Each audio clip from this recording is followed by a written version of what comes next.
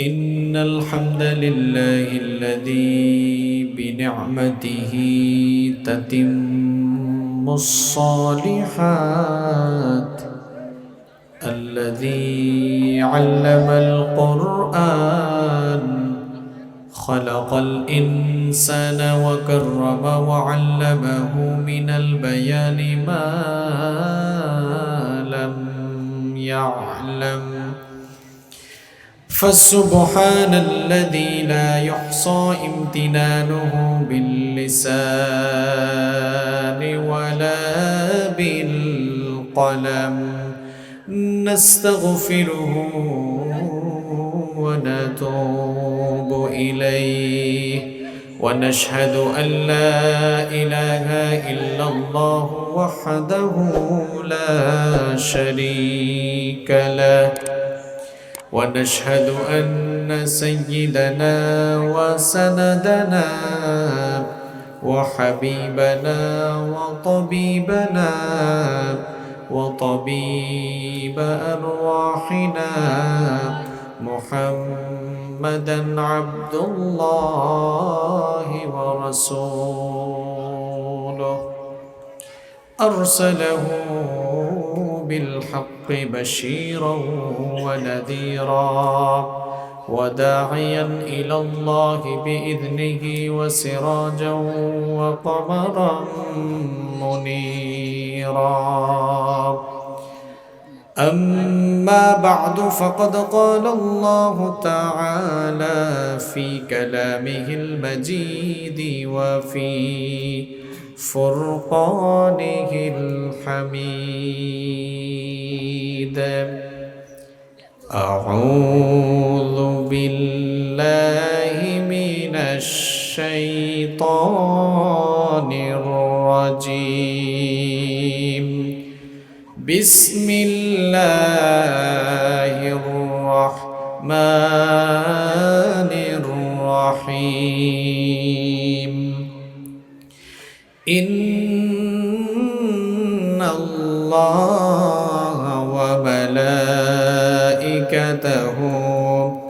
يصلون على النبي يا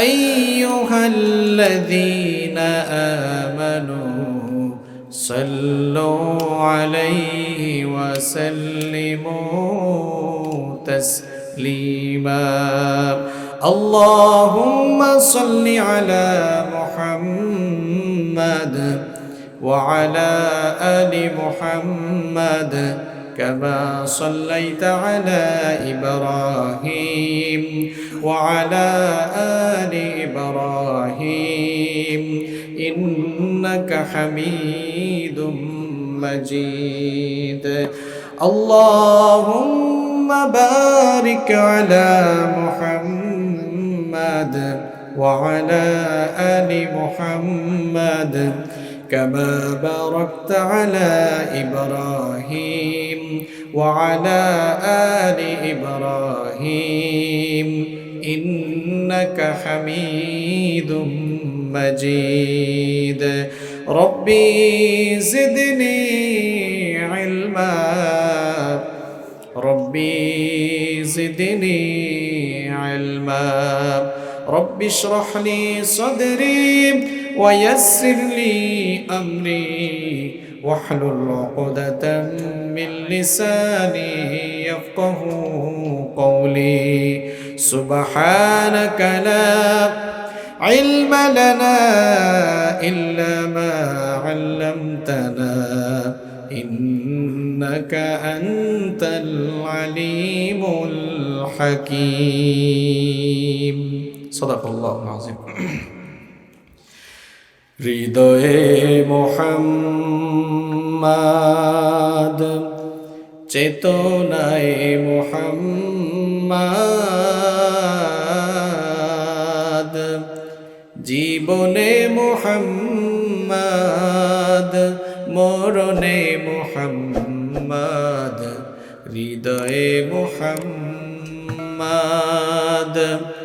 স্মৃতিতে তায়েফ আমার প্রেরণায় মুহাম্মদ জীবনে মুহাম্মদ মরণে মুহাম্মদ হৃদয়ে মুহাম্মদ কত ব্যথা কত জ্বালা সয়েছ যে তুমি তোমারি খুনে লাল তায়েফের ভূমি ফেরেশতা এসে চায় শাস্তির হুকুম লৌহ মাখা মুহাম্মদ প্রাণেতে হাসরাত হে আল্লাহ দয়া করো এ তায়েফবাসী ওরা চিনে নিত আমি যে মুহাম্মদ হৃদয়ে মুহাম্মদ তোমারি পথে চলে কত প্রাণ ঝরে যায় কাঁদি আমি শুধু আজ হারাবার বেদনায় তোমারি পথে চলে কত প্রাণ ঝরে যায় কাঁদি আমি শুধু আজ হারাবার বেদনায় তবু জানি খুন রাঙা এ পথ তায়েফের এ পথি হলো রাহে মুহাম্মদ হৃদয়ে মুহাম্মদ চেতনায় মুহাম্মদ জীবনে মুহাম্মদ মরণে মুহাম্মদ হৃদয়ে মুহাম্মদ পড়েন সাল্লাল্লাহু আলাইহি ওয়াসাল্লাম। আলহামদুলিল্লাহ আমরা প্রশংসা করেছি কার? লাভ হয়েছে কার? লাভ কি আল্লাহর হয়েছে না আমাদের হয়েছে? আমরা কোনো ব্যক্তি বা কোনো বস্তুর প্রশংসা করলে যার প্রশংসা করব তিনি খুশি হবেন, তিনি হয়তো বেনিফিটেড হবেন।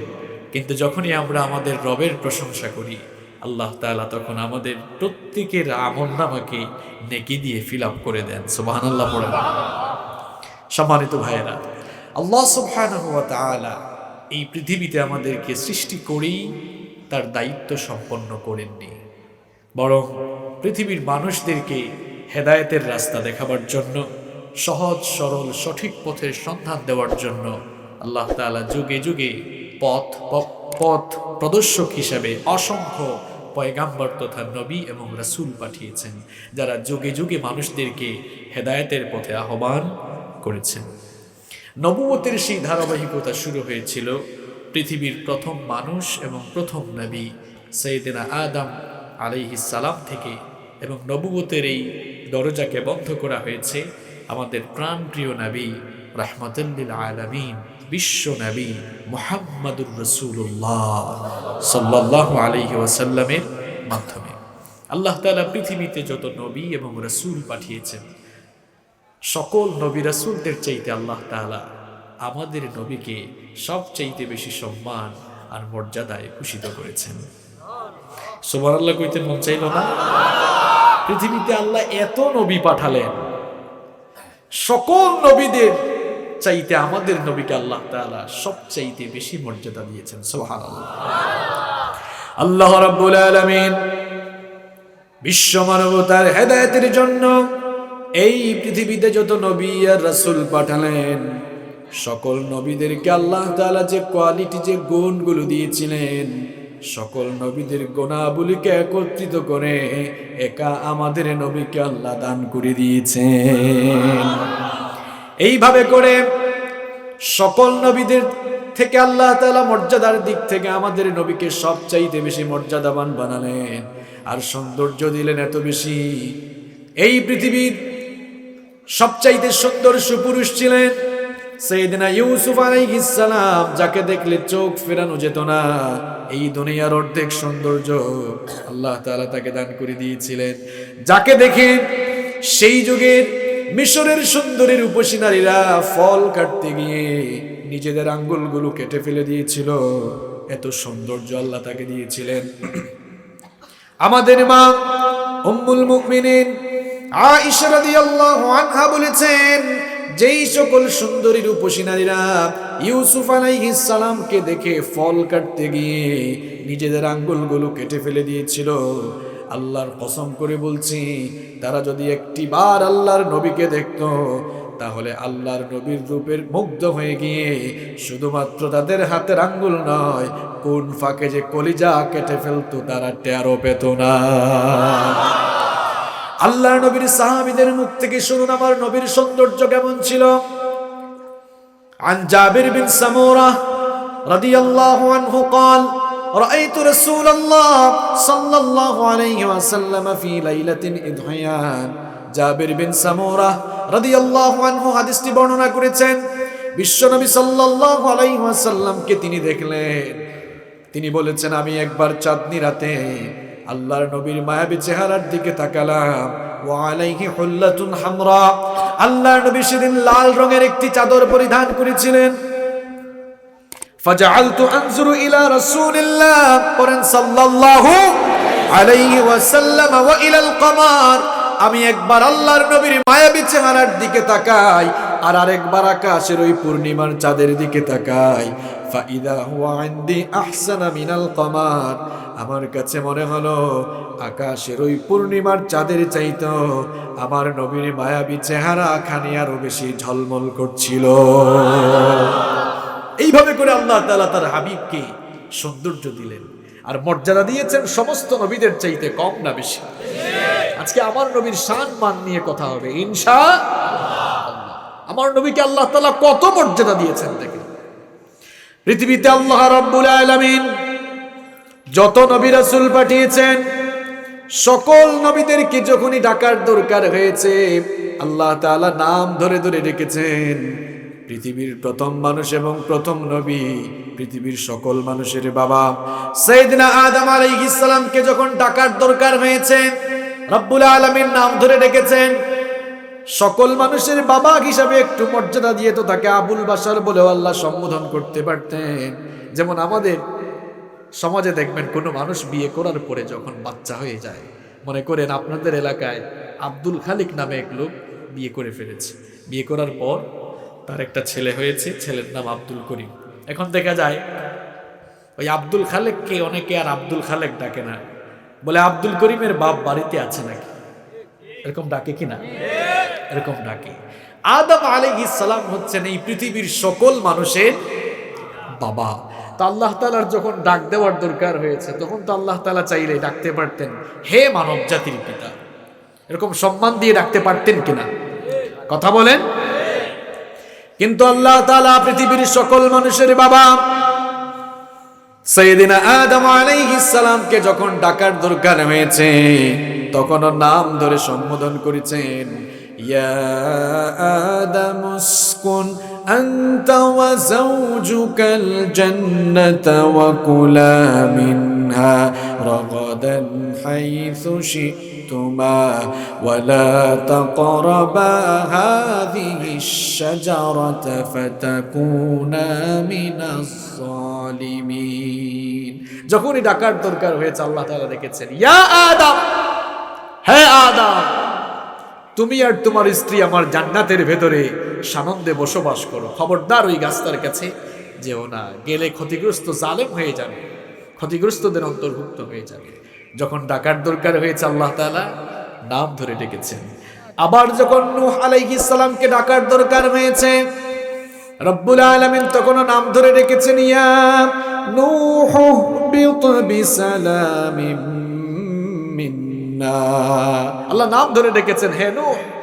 মূসা আলাইহিস সালামকে যখন ডাক দেওয়ার দরকার হয়েছে আল্লাহ তাআলা নাম ধরে ডেকেছেন, ইয়া মূসা ইন্নী আনাল্লাহু রাব্বুল আলামিন। নাম ধরে আল্লাহ ডাকলেন হে মূসা। এমনকি আমাদের জাতির পিতা ইব্রাহিম আলাইহিস সালামকে যখন ডাক দেওয়ার দরকার হয়েছে তখন আল্লাহ তাআলা নাম ধরে রেখেছেন, ইয়া ইব্রাহিম ইয়া ইব্রাহিম قد صدقت الرؤيا إنا كذلك نجزي المحسنين ইব্রাহিম আলাইহিস সালামকে ডাক দেওয়ার দরকার হয়েছে, আল্লাহ নাম ধরে রেখেছেন ইয়া ইব্রাহিম। জাকারিয়া আলাইহিস সালামকে ডাকার দরকার হয়েছে, আল্লাহ তাআলা নাম ধরে রেখেছেন ইয়া জাকারিয়া। আবার ইয়াহইয়া আলাইহিস সালামকে ডাকার দরকার হয়েছে, আল্লাহ বলেছেন ইয়া ইয়াহইয়া খুদিল কিতাবা বিকুওয়া। আল্লাহ তাআলা নাম ধরে ধরে ডেকেছেন। কিন্তু কোরআনুল কারীম খুলে দেখুন, আমার নবীকে আল্লাহ তাআলা যখনই ডাকার দরকার হয়েছে একটিবারও আল্লাহ নাম ধরে ডাকেন নাই, বরং আল্লাহ তাআলা নবুয়ত আর রিসালাতের বিশেষণকে বিশেষায়িত করে কিংবা অবস্থার উপরে বিবেচনা করে সেই অবস্থার আলোকে তার নবীকে সম্বোধন করেছেন। যেমন আমার নবীকে আল্লাহ এভাবে সম্বোধন করেছেন ইয়া আইয়ুহান নাবিয়্যু হাসবুকাল্লাহু ওয়া মান ইত্তাবা'আকা মিনাল মুমিনিন। আমার নবীকে যখন ডাকার দরকার হয়েছে আল্লাহ তাআলা বলেন না ইয়া মুহাম্মদ, বরং ডেকেছেন ইয়া আইয়ুহান নাবিয়্যু। নবুয়তের বিশেষণকে আল্লাহ তাআলা এখানে বিশেষায়িত করলেন, বললেন হে আমার নবী, আপনার জন্য এবং মুমিনদের জন্য, আপনাকে যারা অনুসরণ করে তাদের জন্য আল্লাহ তাআলাই যথেষ্ট। সুবহানাল্লাহ। আবার যখন ডাকার দরকার হয়েছে রিসালতের বিশেষণকেও বিশেষায়িত করলেন ইয়া আইয়ুহার রাসূলু বাল্লিগ মা উনজিলা ইলাইকা মির রাব্বিক। হে আমার রাসূল, আপনার প্রতিপালকের কাছ থেকে যা এসেছে আপনি সেই পয়গামগুলো পৌঁছে দেন। দেখেন অন্যান্য নবীদেরকে আল্লাহ তাআলা নাম ধরে ধরে ডেকেছেন, আমাদের নবীকে আল্লাহ নাম ধরে ডেকেছেন। সম্মান কম দিলেন না বেশি দিলেন? এভাবে আল্লাহ তাআলা নবুয়ত আর রিসালাতের বিশেষণকে বিশেষায়িত করে ডেকেছেন। আবার মাঝে মাঝে অবস্থা বুঝেও ব্যবস্থা নিয়েছেন। আমার নবী চাদর গায়ে দিয়ে শুয়ে আছেন, কম্বল গায়ে দিয়ে শুয়ে আছেন, তখন ওহী নাজিল হচ্ছে। আল্লাহ তাআলা অবস্থা বুঝে ব্যবস্থা, অর্থাৎ অবস্থার আলোকে ডাকলেন ইয়া আইয়ুহাল মুযাম্মিলু কুমিল লাইলা ইল্লা ক্বালিলা নিসফাহু আও ইনকুস মিনহু ক্বালিলা আও জিদ আলাইহি ওয়া রাত্তিলিল কুরআনা তারতিলা। যখন ডাকার দরকার হয়েছে, আচ্ছা বলেন তো সূরাতুল মুযাম্মিল নামে একটা সূরা কোরআনে আছে না নেই? আমার নবী চাদর মুড়ি দিয়ে শুয়ে আছেন। আল্লাহ তাআলার এই অবস্থা দেখে ভালো লাগলো, বললেন হে চাদর আবৃতকারী ওঠো, নামাজে দাঁড়িয়ে যাও। সুবহানাল্লাহ পড়েন। আল্লাহ তাআলা তো চাইলে এই আয়াতগুলো এভাবেও নাজিল করতে পারতেন, ইয়া মুহাম্মদ কুমিল লাইলা ইল্লা ক্বালিলা নিসফাহু আও ইনকুস মিনহু, এভাবেও তো নাজিল হতে পারতো কিনা? আল্লাহ তাআলা নাম ধরে ডাকেন নাই, নিজেই তার নবীকে ইজ্জত দিয়েছেন, সম্মান দিয়েছেন। সুবহানাল্লাহ। আল্লাহ তাআলা তার নবীকে নাম ধরে ডাকলেন না, উম্মতদেরকেও নিষেধ করলেন পরস্পর পরস্পরকে তোমরা যেভাবে সম্বোধন করো আমার নবীকে সেভাবে সম্বোধন করো না, আমার নবীকে সেভাবে ডাকাডাকি করো না। কোরআনে কারীমের 24 নম্বর সূরা সূরাতুন নূরের 63 নম্বর আয়াতে রব্বুল আলামিন বললেন লা তাজআলু দুআ আর-রাসূলি বাইনাকুম কাদুআ বা'দিকুম বা'দা। তোমরা একজন আরেকজনকে যেভাবে নাম ধরে ডাকাডাকি করো, খবরদার সাবধান আমার নবীকে সেভাবে নাম ধরে ডাকাডাকি করো। যদি করো জীবনের সমস্ত আমলগুলোকে বরবাদ করে দিবেন কে? আল্লাহ তাআলা আমার নবীকে কত মর্যাদা দিয়েছেন শুনেন। আমার নবীর মর্যাদা জানেন? পৃথিবীর সকল নবীদেরকে রব্বুল আলামিন তাদের স্ব গোত্রের স্ব কওমের নবী বানিয়েছেন। যেমন আল্লাহ তাআলা সাইয়েদনা নূহ আলাইহিস সালামকে তার সম্প্রদায়ের নবী বানিয়েছেন। আবার আল্লাহ তাআলা আদ জাতির জন্য হুদ আলাইহিস সালামকে নবী বানিয়েছেন, সামুদ জাতির জন্য সালেহ আলাইহিস সালামকে নবী বানিয়েছেন, মাদায়েনবাসীর জন্য আল্লাহ তাআলা শুআইব আলাইহিস সালামকে নবী বানিয়েছেন, ইব্রাহিম আলাইহিস সালামকে আল্লাহ তাআলা তার জাতির জন্য নবী বানিয়েছেন, ইউসুফ আলাইহিস সালামকে রব্বুল আলামিন মিশরবাসীর নবী বানিয়েছেন। আবার সাইয়েদনা ঈসা ইবনে মারইয়ামকে আল্লাহ তাআলা বনি ইসরাইলের নবী বানিয়েছেন। কিন্তু আপনারা বলেন তো, আমাদের নবীকে কি আল্লাহ তাআলা শুধু কুরাইশ বংশের নবী বানিয়েছেন নাকি? শুধু মক্কাবাসীর নবী? শুধু কি সৌদি আরবের নবী নাকি? শুধু কি এশিয়া মহাদেশের নবী? আমাদের নবীর ব্যাপারে আল্লাহ তাআলা বলছেন, ওয়া আরসালনাকা লিন-নাসি রাসূলা ওয়া কাফা বিল্লাহি শাহীদা। কোরআনে কারীমের 4 নম্বর সূরা সূরাতুন নিসা এর 79 নম্বর আয়াতে রব্বুল আলামিন বললেন, ওগো আমার হাবিব, অন্যান্য সকল নবীদেরকে আমি তাদের স্ব গোত্র কিংবা স্ব অঞ্চলের আঞ্চলিক নবী বানিয়েছি, কিন্তু আমি আপনাকে এত বেশি মর্যাদা দিয়েছি, আমি আপনাকে নির্দিষ্ট কোনো অঞ্চল কিংবা নির্দিষ্ট কোনো কওমের নবী না বানিয়ে তামাম দুনিয়ার সমগ্র মানবতার জন্য বিশ্ব নবী বানিয়েছি। তাহলে বোঝা গেল সকল নবীরা হচ্ছেন আঞ্চলিক নবী, আর আমাদের নবী হলেন ইন্টারন্যাশনাল নবী। সুবহানাল্লাহ। এই নবী আঞ্চলিক নবী। পৃথিবীতে আল্লাহ তাআলা এট এ টাইম একসাথে অনেক নবী পাঠিয়েছেন। এলাকা ভিত্তিক নবী ছিল। আপনাদের এই গ্রামের নাম কি? কৃষ্ণপুর। আচ্ছা, বড়ইয়া কৃষ্ণপুর। পাশের গ্রামের নাম কি? হ্যাঁ, পিপুইয়া। এই পৃথিবীতে আল্লাহ তাআলা মাঝে মাঝে এমনও সময় গিয়েছে যে পিপুইয়াতে একজন নবী আর এই কৃষ্ণপুরে একজন নবী, এট এ টাইম নবী। আবার বাপ বেটাও একসাথে নবী, আছে না নাই? ইউসুফ আলাইহিস সালাম মিশরের নবী, তার বাবা ইয়াকুব কেনানের নবী। সুবহানাল্লাহ। এক এক অঞ্চলের এক এক নবী ছিলেন, এক এক বংশের এক এক নবী ছিলেন। কিন্তু আমাদের নবীকে আল্লাহ তাআলা এত মর্যাদা দিয়েছেন, তামাম পৃথিবীর, তামাম জাহানের, সমগ্র মানবতার জন্য আল্লাহ তাকে নবী বানিয়েছেন। সুবহানাল্লাহ। তিনি হচ্ছেন রাহমাতাল লিল আলামিন। সকল জাহানের রহমত স্বরূপ আল্লাহ তাআলা তার হাবিবকে প্রেরণ করেছেন। সুবহানাল্লাহ। আমার নবীকে রব্বুল আলামিন কত বেশি মর্যাদা দিয়েছেন দেখেন। এক এক নবীর মর্যাদা এক এক রকম। কোন কোন নবীকে আল্লাহ তাআলা মুজিজা দিয়েছিলেন, হাতের লাঠি পড়ে গেলে সাপ হয়ে যেত। আবার কারো কারো মুজিজা ছিল, যেমন ঈসা আলাইহিস সালামের মুজিজা ছিল অন্ধ ব্যক্তির চোখের উপরে হাত বুলালে তাকে চক্ষুষ্মান বানিয়ে দিতেন কে? এক এক নবীকে আল্লাহ এক এক স্পেশালিটি দিয়েছেন। সূরাতুল বাকারার 253 নম্বর আয়াতে আল্লাহ তাআলা বলেছেন, তিলকার রুসুলু ফাদ্দালনা বা'দাহুম আলা বা'দ। এক এক রাসূলের উপরে আরেক রাসূলকে শ্রেষ্ঠত্ব দেওয়া হয়েছে, কিন্তু সবচাইতে বেশি শ্রেষ্ঠত্ব আর মর্যাদা যাকে দেওয়া হয়েছে তিনি হলেন আমাদের নবী মুহাম্মদ সাল্লাল্লাহু আলাইহি ওয়াসাল্লাম। কত মর্যাদা দিয়েছেন দেখেন, কত মর্যাদা দিয়েছেন দেখেন। যেখানেই আমার আল্লাহর নাম সেখানেই আমার নবীর নাম। সুবহানাল্লাহ। আজানের মধ্যে আল্লাহর নাম আছে না নাই? আল্লাহর বরত্ব আছে না নাই? সেখানে নবীর নাম আছে না নাই? একামতে আল্লাহর নাম যেমন আছে, আমার নবীর নাম আছে না নাই? আমরা নামাজে সবচেয়ে বেশি প্রশংসা করি কার? নামাজে সবচেয়ে বেশি জিকির করি কার? সেখানেও নবীর উপরে দুরূদ আছে না নাই? আল্লাহ তাআলা তার হাবিবকে এত মর্যাদা দিয়েছেন, যেখানেই আল্লাহর নাম সেখানেই রাসূলের নাম। সুবহানাল্লাহ। আমার নবীকে আল্লাহ তাআলা এত মর্যাদা দিয়েছেন, কিয়ামতের দিন আমার নবী যতক্ষণ না সুপারিশ করবেন, আমার নবীর সুপারিশ ছাড়া কিয়ামতের দিন বিচার কাজ পর্যন্ত শুরু হবে না। এই জন্য বিশ্বনবী সাল্লাল্লাহু আলাইহি ওয়াসাল্লাম বলতেন, মুসলিম শরীফের হাদিস, আনা সাইয়্যিদু ওয়ালাদি আদম ইয়াউমাল কিয়ামা।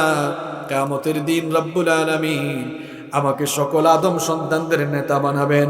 ওয়া আউয়ালু মান ইয়ানশাক্কু আনহুল কবর, আর সবার আগে আমাকে কবর থেকে উঠানো হবে।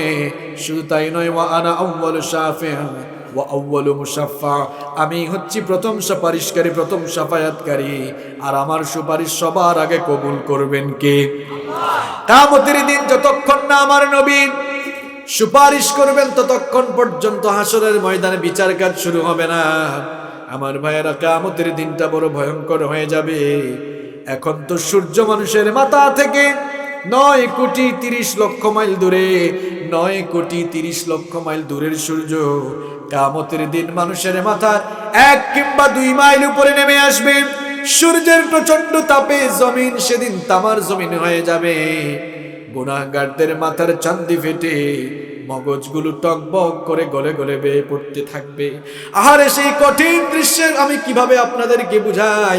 মহিলারা যখন চুলায় ভাত রান্না করে পানি গরম হয়ে যাওয়ার পর চালগুলো যেমন করে ফুটতে থাকে, মানুষের মাথার 1 কিংবা 2 মাইল উপরে যখন সূর্য নেমে আসবে, মানুষের মাথার চান্দি ফেটে মগজগুলো টকবক করে গলে গলে বেয়ে বেয়ে পড়তে থাকবে। জাহান্নামী পাপিষ্ঠ গুনাহগারদের অবস্থা এমন হবে, পিপাসার যন্ত্রণায় কাতর হয়ে গিয়ে জিহবাটা বের হয়ে কুকুরের মতো নাভিস্থল পর্যন্ত ঝুলতে থাকবে। আল্লাহু আকবার। হাসরের সেই দিনটা কতটুকু লম্বা হবে শুনেন। 50,000 সানাতিন মিম্মা তাউদ্দুন।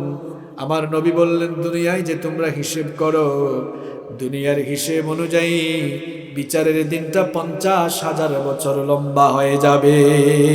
আল্লাহু আকবার। হাসরের সেই কঠিন বিভীষিকাময় দিনে মানুষেরা দাঁড়িয়ে থাকতে থাকতে হয়রান হয়ে যাবে, পেরেশান হয়ে যাবে। লোকেরা আবার পৃথিবীর প্রথম মানুষ এবং প্রথম নবী সাইয়েদনা আদম আলাইহিস সালামের কাছে গিয়ে বলবে, ওগো আমাদের বাবা আদম, আল্লাহ তাআলা তার নিজের কুদরতি হাতে আপনাকে বানিয়েছেন, এরপরে নিজেই আপনার ভেতরে রূহ ফুঁকে দিয়েছেন। মেহেরবানি করে আল্লাহর কাছে আবেদন করুন, বিচারের কাজটা যেন আজ শুরু হয়ে যায়। হাসরের ময়দানে দাঁড়িয়ে থাকতে থাকতে আমাদের আর সহ্য হয় না, ধৈর্যহীন হয়ে গিয়েছি। আল্লাহর কাছে সুপারিশ করে বিচারের কাজটা যেন শুরু হয়ে যায়। আমাদের বাবা আদম আলাইহিস সালাম তখন বলবেন, বাবারে আমারে বলে লাভ নাই, কারণ আমি নিজেই নাফসি নাফসি জিকির করে নিজেকে বাঁচানোর ধান্দায় আছি।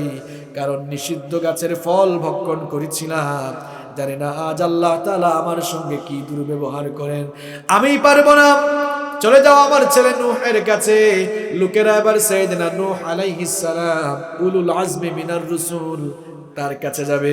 সাইয়েদনা নূহ আলাইহিস সালাম তখন বলবে, আমিও তো নিজে নাফসি নাফসি জিকির করে নিজেকে বাঁচানোর ধান্দায় আছি, কারণ আমি আমার উম্মতকে বদদুয়া করেছিলাম, জানি না আজ আল্লাহ তাআলা আমার সঙ্গে কি দুর্ব্যবহার করেন। আমিও পারবো না, চলে যাও জাতির পিতা ইব্রাহিম আলাইহিস সালামের কাছে। লোকেরা এবার জাতির পিতা ইব্রাহিম আলাইহিস সালামের কাছে গিয়ে দেখবে ইব্রাহিম আলাইহিস সালাম তিনিও নাফসি নাফসি জিকির করছেন। ইব্রাহিম আলাইহিস সালাম অপারগতা পোষণ করে বলবেন, আমিও পারবো না, চলে যাও মুসা আলাইহিস সালামের কাছে। লোকেরা আবার মুসা আলাইহিস সালামের কাছে গিয়ে দেখবে তিনিও নাফসি নাফসি জিকির করে নিজেকে বাঁচানোর ধান্দায় আছেন। তিনি অপারগতা পোষণ করে বলবেন, আমিও পারবো না, কারণ ফেরাউনের বংশের এক লোককে 1 থাপ্পড় দিয়ে দুনিয়া থেকে বিদায় করেছিলাম, জানি না আজ আল্লাহ তাআলা আমার সঙ্গে কি ব্যবহার করে। আমি নিজেই তো নিজেকে নিয়ে পেরেশানির মধ্যে আছি, আমিও পারবো না, চলে যাও ঈসা রূহুল্লাহর কাছে।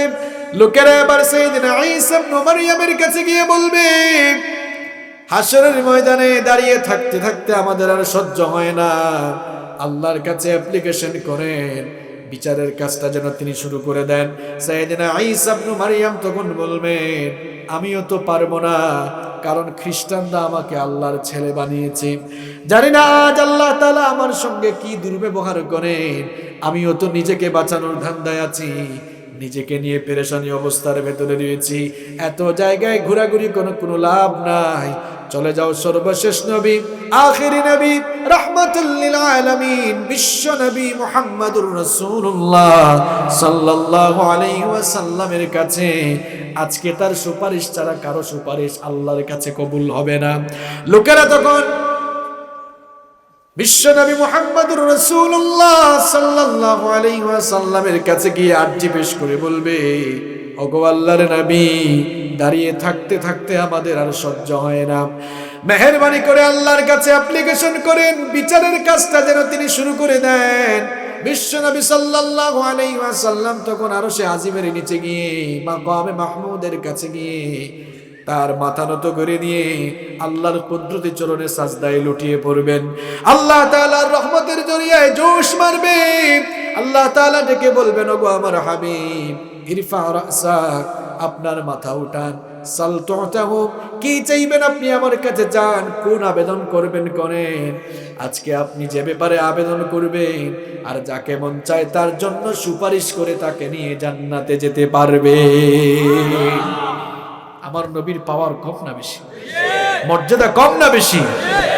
আমার নবীর সুপারিশ ছাড়া কাল কিয়ামতের দিন আল্লাহ তাআলা বিচারের কাজে শুরু করবেন না। আল্লাহু আকবার। শুধু তাই নয়, কিয়ামতের দিন জান্নাত যাকে দিয়ে উদ্বোধন করা হবে তিনি হলেন আমাদের নবী মুহাম্মদ সাল্লাল্লাহু। কি পাওয়ারফুল নবী, কি মর্যাদা সম্পন্ন নবী। মুসলিম শরীফের বর্ণনায় হাদিস এসেছে, আন আনাস বিন মালিক রাদিয়াল্লাহু আনহু قال قال رسول الله صلى الله عليه وسلم آتي باب الجنة يوم القيامة। আনাস বিন মালিক রাদিয়াল্লাহু আনহু হাদিসটি বর্ণনা করেছেন। বিশ্বনবী সাল্লাল্লাহু আলাইহি ওয়াসাল্লাম বলেছেন, কিয়ামতের দিন আমি জান্নাতের দরজার কাছে আসব। জান্নাতের দরজার কাছে এসে জান্নাতের দারওয়ান ফেরেশতাকে অর্ডার করব, ফাস্তাফতাহ, জান্নাতের দরজাটা খুলে দাও, জান্নাতের দরজাটা ওপেন করে দাও। ইয়াকুলুল খাজিন, জান্নাতের দারওয়ান ফেরেশতা তখন বলবে, মান আনতা, হু আর ইউ, আপনি কে, কেনই বা আপনার কথা শুনে জান্নাতের দরজা ওপেন করব। আল্লাহর নবী বলছেন, তখন আমি পরিচয় দিয়ে বলবো, আনা মুহাম্মদ সাল্লাল্লাহু। যখনই আমার নবী পরিচয় দিবেন, জান্নাতের দারওয়ান ফেরেশতা তখন বিনয় প্রকাশ করে বলবে, বিকা উমিরতু লা আফতাহু লি আহাদিন ক্বাবলাক, আপনার ব্যাপারেই তো আমি আদিষ্ট হয়েছি আর আপনার জন্যই তো আমি অপেক্ষা করছি। কারণ রব্বুল আলামিন আদেশ দিয়েছেন আপনি এই গেইটে আসার আগ পর্যন্ত যেন জান্নাতের গেটটা খোলা না হয়। আজ আপনার মাধ্যমে জান্নাতের দরজা খুলে জান্নাতটাকে উদ্বোধন করা হবে। কিয়ামতের দিন আমার নবী যতক্ষণ না জান্নাতের গেট ওপেন করবেন, অন্য মানুষ তো দূরের কথা, অন্য কোন নবীও জান্নাতের ঘ্রাণ পাবেন না। আল্লাহু আকবার। আমার নবীর মর্যাদা কম না বেশি? চিন্তা করেছেন কি পাওয়ারফুল নবী। আমার নবী জান্নাত উদ্বোধন না করলে কেউ জান্নাতে ঢুকতে পারবে? নবীর মর্যাদা যদি এত বেশি হয়, সেই নবীর উম্মত হিসাবে আমাদের মর্যাদাও কম না বেশি? এই জন্য আমাদের ফ্রাস্ট্রেট হওয়ার কোনো কারণ নাই, হতাশ হওয়ার কোনো কারণ নাই। বিশ্বনবী সাল্লাল্লাহু আলাইহি ওয়াসাল্লাম বলেছেন, আমার উম্মত দুনিয়ায় এসেছে সবার শেষে, কিন্তু মর্যাদা হলো সবার উপরে। কিয়ামতের দিন আমার উম্মতের লোকেরা জান্নাতে ঢোকার আগ পর্যন্ত অন্য কোন নবীর উম্মত জান্নাতে ঢুকতে পারবেন না। তাহলে নবী যেমন দামি, নবীর উম্মত তেমন। আবার কিয়ামতের দিন রব্বুল আলামিন তার হাবিবকে এত বেশি মর্যাদা দিবেন, রব্বুল আলামিন কিয়ামতের দিন আমার নবীকে সাহিবুল কাউসার বানিয়ে দিবেন। কোরআনে কারীমে রব্বুল আলামিন বলেছেন, ইন্না আ'তাইনাকাল কাউসার ফাসাল্লি লিরাব্বিকা ওয়ানহার ইন্না শানিআকা হুয়াল আবতার। আল্লাহ তাআলা বলছেন, আমার হাবিব নিশ্চয়ই আমি আপনাকে কাউসার দান করেছি। এই আয়াত যখন নাজিল হলো, বিশ্বনবী সাল্লাল্লাহু আলাইহি ওয়াসাল্লাম সাহাবীদেরকে প্রশ্ন করলেন, আমার সাহাবীরা তোমরা কি জানো নাকি কাউসার কি? সাহাবায়ে কেরাম তখন বললেন, আল্লাহু ওয়া রাসূলুহু আলাম, আল্লাহ এবং তার রাসূল এ ব্যাপারে সবচাইতে ভালো জানেন। বিশ্বনবী সাল্লাল্লাহু আলাইহি ওয়াসাল্লাম তখন বললেন, কাউসার হলো জান্নাতের একটি ঝর্ণা। কিয়ামতের দিন রব্বুল আলামিন আমাকে কাউসারের মালিক বানাবেন। কিয়ামতের দিন আকাশের মধ্যে যতগুলো তারকা রয়েছে এর চাইতেও বেশি পরিমাণ কাউসারের পেয়ালা আল্লাহ তাআলা আমাকে দান করবেন। আমি আমার উম্মতদেরকে কাউসারের পানি বিলাতে থাকব। আমার ভাইয়েরা, কাউসারের পানি কেমন আমার নবী বর্ণনা দিয়েছেন। কাউসার হলো দুধের চেয়েও সাদা, মধুর চেয়েও মিষ্টি। আর কাউসারের পানি হলো এমন পানি, এই পানি যারা একবার পান করবে 50,000 বছরের তৃষ্ণা নিবারণ হয়ে যাবে। বিশ্বনবী সাল্লাল্লাহু আলাইহি ওয়াসাল্লাম বলেছেন, কিয়ামতের দিন আকাশে যতগুলো তারকা রয়েছে তার চাইতেও বেশি পরিমাণ কাউসারের পেয়ালা রব্বুল আলামিন আমাকে দান করবেন। আমিও আমার উম্মতদেরকে কাউসারের পানি বিলাতে থাকব। কিছু লোককে কাউসারের পানি দিতে গেলেই ফেরেশতারা এসে নিষেধ করবে। ফেরেশতারা এসে বলবে, ওগো আল্লাহর হাবিব, এই লোকগুলোকে আপনি পানি দিয়েন না। আল্লাহর নবী তখন বলবেন, কেন এদেরকে পানি দেব না? এরা কি অপরাধ করলো, কি দোষ করলো? ফেরেশতারা তখন বলবে, ওগো আল্লাহর হাবিব, ওগো আল্লাহর নবী, ওগো আল্লাহর রাসূল, এই লোকগুলো আপনার দ্বীনের ভেতরে নিত্য নতুন অনেক জিনিস ঢুকিয়েছে। আপনার উপরে ইসলামে থাকা বিভিন্ন বিষয়কে তারা বাদ দিয়েছে, আবার ইসলামের মধ্যে বিভিন্ন জিনিস তারা সংযোজন করেছে। ইসলামের মধ্যে বহু ইবাদত নিজে নিজে ঢুকিয়ে দিয়ে তারা বেদাত করেছে। এই জন্য এই লোকগুলোকে আপনি পানি দিয়েন না। এই কথা শোনা মাত্রই আমার নবী তখন বলবেন, বুখারী শরীফের হাদিস, সহকান সহকান লিমান গায়্যারা মিন বাদি, আমার চোখের সামনে থেকে দূর হয়ে যাও, আমার সামনে থেকে ভেগে যাও। দ্বীনের ভেতরে যারা নিত্য নতুন জিনিস ঢুকিয়েছো, আজকে তাদের জন্য, সেই সকল কপাল পোড়াদের জন্য কাউসারের পানি নসিব হবে না। কত বড় কথা! আপনি নবীজির চাইতে বেশি বুঝে বুদ্ধিজীবীর মতো বেশি কাজ করলে কিয়ামতের দিন কাউসারের পানি নসিব হবে। এটা কি বানিয়ে বললাম? কথা বলে। নবীজি এবং সাহাবীদের চাইতে বেশি বুঝতে যাইয়েন না, বুঝতে গেলেই বিপদ আছে না নাই? আল্লাহ তাআলা কোরআনে কারীমে বলেছেন, মা আতাকুমুর রাসূলু ফাখুযুহু ওয়া মা নাহাকুম আনহু, আমার রাসূল যেটা বলেছেন করেছেন ওগুলাই গ্রহণ করো, যা থেকে নিষেধ করেছেন সেগুলা কি করো? বাদ দাও। বেশি বাড়াবাড়ি করা যাবে না, কিছু বাদ দেওয়া যাবে না, আবার কিছু ঢুকানো। ইসলাম কি অপূর্ণাঙ্গ? আপনি যদি নতুন কিছু ঢুকান তাহলে তো ওই আয়াত মিথ্যা হয়ে যাবে। আল্লাহ তাআলা তো বলেই দিয়েছেন, আল ইয়াউমা আকমালতু লাকুম দীনাকুম ওয়া আতমামতু আলাইকুম নি'মাতি ওয়া রাদিতু লাকুমুল ইসলামা দীনা। এই দিনকে আমি পরিপূর্ণ করে দিয়েছি। এখন নতুন করে আপনি কিছু ঢুকাইলে বুঝতে হবে, ও বুঝছি ইসলামটা ফুলফিল ছিল না। আপনি এমন আল্লাহর ওলি হয়েছেন যে ঢুকাই আপনি এটাকে ফিল আপ করে দিচ্ছেন। এমনটা করিয়েন না, এমনটা করা যাবে। নবীজি এবং সাহাবীরা এরাই হচ্ছেন আমাদের জন্য আদর্শ। এই আদর্শ গ্রহণ করে এর উপরেই থাকতে হবে, এর বাহিরে যাওয়া যাবে, বাড়াবাড়ি করা যাবে না, ছাড়াছাড়িও করা যাবে। যতটুকু আছে ততটুকুর ভেতরে থাকতে হবে। ফজরের নামাজ 4 রাকাত। কেউ যদি বলে অসুবিধা কি, নামাজই তো মাত্র 6 রাকাত, আমার তো এনার্জি আছে, আমি 8 রাকাত পড়ব, অসুবিধা আছে? কেন আছে? 4 রাকাতের নামাজ 8 রাকাত পড়লে অসুবিধা কি? নামাজই তো পড়ছেন, আল্লাহকে তো সাজদা দিচ্ছেন, অসুবিধাটা কি? অসুবিধাটা কি? অসুবিধা হলো ফজরের নামাজ 4 রাকাত পড়তে হবে, এটাই আল্লাহ আর রাসূলের তরিকা। এই তরিকার বাইরে যাওয়া যাবে। আল্লাহ আর রাসূলের তরিকার বাইরে গিয়ে নিজে নিজে কোনো তরিকা বানানো যাবে। আল্লাহ এবং রাসূলের তরিকার ভেতরেই যারা থাকবে তারাই সফল কাম হয়ে যাবে। আল্লাহ যেন আমাদেরকে কবুল করে। আমরা আল্লাহ এবং রাসূলের তরিকার ভেতরেই থাকবো। রাজি আছেন? এর বাইরে যাওয়া যাবে? এর বাইরে যাওয়া যাবে। আল্লাহ আমাদেরকে বুঝার তৌফিক দান করে। আমার নবীর মর্যাদা নিয়ে আমি কথা বলছি। দেখেন, পৃথিবীর সমস্ত নবীদের চাইতে আমার নবীর মর্যাদা আল্লাহ বাড়িয়ে দিয়েছেন। সুবহানাল্লাহ।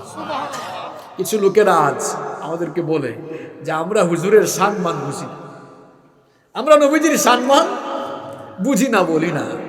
অথচ যারা বলে, আমি কখনো আক্রমণাত্মক কথা মাহফিলে বলি না, বলতে চাইও না, অথচ যারা কথাগুলি বলে এদেরকে ঠেলাঠেলি করলেও কুরআনের আয়াত মুখ দিয়ে বের হয় না। আমরা আমাদের নবীর সম্মান যখন বর্ণনা করি, প্রত্যেকটা পয়েন্টের সাথে কুরআন সুন্নাহ দিয়ে আমরা কথা বলি। নবীর সম্মান বুঝি না আমরা। আমার নবীর সম্মান আল্লাহর পরেই। পৃথিবীতে আমার নবীর সম্মানের মতো সম্মান পৃথিবীর কারো নাই। এই মর্যাদা দিয়েছেন কে? পৃথিবীর সমস্ত নবীদের সর্দার তিনি, ইমামুল মুরসালিন, সমস্ত নবী এবং রাসূলদের ইমাম তিনি। সুবহানাল্লাহ। তিনি এসেছেন শেষে, মর্যাদা সবার। আজকের মাহফিলের প্রধান অতিথি আমার প্রাণপ্রিয় উস্তাদ doctor Mofizur Rahman, doctor BM Mofizur Rahman Al Azhari sir, তিনি প্রধান অতিথি। কিন্তু আসছেন কি আগে না পরে? আসবেন কখন? প্রধান অতিথি আগে আসে না শেষে আসে? শেষে আসে। আমার নবী হলেন এই বিশ্ব সভার প্রধান অতিথি, এই জন্য তাকে আল্লাহ পাঠিয়েছেন শেষে। সুবহানাল্লাহ। শেষে পাঠিয়েছেন বলে মর্যাদা সবার নিচে না, মর্যাদা হলো সবার উপরে, সকল নবীর উপরে। আল্লাহু আকবার। আমার নবীকে আল্লাহ এত মর্যাদা দিয়েছেন, আমার নবীর উপরে আল্লাহ তাআলা নিজে দুরূদ পড়েন। তো আস্তে সুবহানাল্লাহ বললেন। ইন্নাল্লাহা ওয়া মালাইকাতাহু ইউসাল্লুনা আলান নবী ইয়া আইয়ুহাল্লাযীনা আমানু সাল্লু আলাইহি ওয়া সাল্লিমু তাসলিমা। সুবহানাল্লাহ। এই আয়াতটা আপনাদের সবার মুখস্থ না? তারা ওয়াজ মাহফিল শুনতে গেলে দেখবেন সকল হুজুররাই এই আয়াত দিয়ে ওয়াজ শুরু করে। এর অর্থ কি? ইন্নাল্লাহ, নিশ্চয়ই আল্লাহ, ওয়া মালাইকাতিহি, তার ফেরেশতাকুল, ইউসাল্লুনা আলান নবী, নবীর উপরে তারা দুরূদ পাঠ করে, সালাম পাঠায়। সুবহানাল্লাহ। এরপরে আল্লাহ আদেশ দিচ্ছেন, ইয়া আইয়ুহাল্লাযীনা আমানু, হে ঈমানদারেরা, সাল্লু আলাইহি ওয়া সাল্লিমু তাসলিমা, আমার নবীর উপরে তোমরাও দুরূদ এবং সালাম। বলেছেন কে? নবীর উপরে দুরূদ পড়লে লাভ না লস? বিশ্ব নবী সাল্লাল্লাহু আলাইহি ওয়াসাল্লাম বলেছেন, মান সাল্লা আলাইয়া সালাতান ওয়াহিদা, আল্লাহর যেই বান্দা আমার উপরে একবার দুরূদ পাঠ করবে, সাল্লাল্লাহু আলাইহি আশরু সালাওয়াত, আল্লাহ তাআলা ওই বান্দার উপরে 10 বার রহমত নাজিল করেন। ওয়া হুত্তাত আনহু আশরু খাতিয়াত, তার আমলনামা থেকে 10টা সগীরা গুনাহ মাফ করে দেন কে? শুধু তাই নয়, ওয়া রুফিআত লাহু আশরু দারাজাত, আল্লাহ তাআলা ওই লোকটার 10টি মর্যাদা সঙ্গে সঙ্গে বৃদ্ধি করে দেন। আমার নবী বলেছেন, আমার উপরে বেশি বেশি দুরূদ পাঠ করো, কারণ আমার উপরে যারা বেশি বেশি দুরূদ পাঠ করবে, কাল কিয়ামতের দিন তারা তত বেশি আমার নিকটে থাকবে। আল্লাহর নবী বললেন, আল বাখিলু মান যুকিরাত ইনদাহু ফালাম ইউসাল্লি আলাইয়া, সবচাইতে বড় বখিল, সবচাইতে বড় কিপটা হলো সেই লোক যার সামনে আমার নাম উচ্চারিত হয় কিন্তু আমার উপরে দুরূদ। দুরূদ কি? দুরূদ হচ্ছে সাল্লাল্লাহু আলাইহি, অথবা আপনি পড়তে পারেন আল্লাহুম্মা সাল্লি আলা মুহাম্মাদিন ওয়া আলা আলি মুহাম্মাদ কামা সাল্লাইতা আলা ইব্রাহিম ওয়া আলা আলি ইন্নাকা হামিদুম মাজিদ। এখন আমরা মনে করি দুরূদ পড়তে হলে হুজুর লাগবে, হুজুর এসে দুরূদ পড়াইতে। আমরা মনে করি একসাথে না হইলে দুরূদ পড়া যায় না। আচ্ছা বলেন তো, একসাথে না হইলে যদি দুরূদ পড়া না যায়, তাহলে ফরজ নামাজ ছাড়া যে আপনারা সুন্নত নামাজ, নফল নামাজ পড়েন, সেই নামাজে দুরূদ পড়ার সময় কাকে কাকে আপনারা নিয়ে আসেন? তখন তো একা ঠিকই পড়বেন। আপনার দুরূদ আপনি পড়েন, যতবার দুরূদ পড়বেন ততবার আমলনামায় নেকি দিবেন কে? আল্লাহ। নবীর উপরে যত দুরূদ পড়বেন তত লাভ আছে না নাই? আমার নবীকে আল্লাহ এত মর্যাদা দিয়েছেন, দুরূদ পড়লেই, একবার দুরূদ পড়লে 10 বার রহমত নাজিল করেন কে? আল্লাহ। আল্লাহর নবী বললেন, ফাআকসিরু আলাইয়া ফাআকসিরু, আল্লাহর নবী বললেন, আমার উপরে বেশি বেশি করে দুরূদ পাঠ করো, কারণ তোমাদের এই দুরূদগুলো আমার কাছে পৌঁছানো হয়, পাঠানো হয়। আল্লাহর নবীর সাহাবীরা জিজ্ঞেস করলেন, ওগো আল্লাহর নবী, কি করে আপনার কাছে আমাদের পঠিত দুরূদ পাঠানো হবে? ওয়াকাদ আরামতা, যখন আপনি দুনিয়া থেকে চলে যাবেন কি করে আমাদের দুরূদ আপনার কাছে পৌঁছানো হবে? আল্লাহর নবী তখন বললেন, যখন আমি দুনিয়া থেকে চলে যাব তখন রব্বুল আলামিন ফেরেশতাদের মাধ্যমে তোমাদের পঠিত দুরূদ আমার কাছে পৌঁছাবে। আর তোমরা জেনে রাখো, তোমরা মরে যাওয়ার পরে তোমাদের দেহ যেমন মাটি গিলে ফেলবে, ভক্ষণ করে ফেলবে, তোমাদের লাশ যেমন মাটির সঙ্গে মিশে যাবে, নবীদের দেহ সেরকম মাটির সাথে মিশে যায় না, কারণ এই দুনিয়ার মাটির জন্য নবীদের দেহ ভক্ষণ করা আল্লাহ হারাম করে দিয়েছেন। সুবহানাল্লাহ। তা আমরা যখন দুরূদ পাঠ করব, সেই দুরূদ ফেরেশতাদেরকে দিয়ে নবীর কাছে পৌঁছে দেন কে?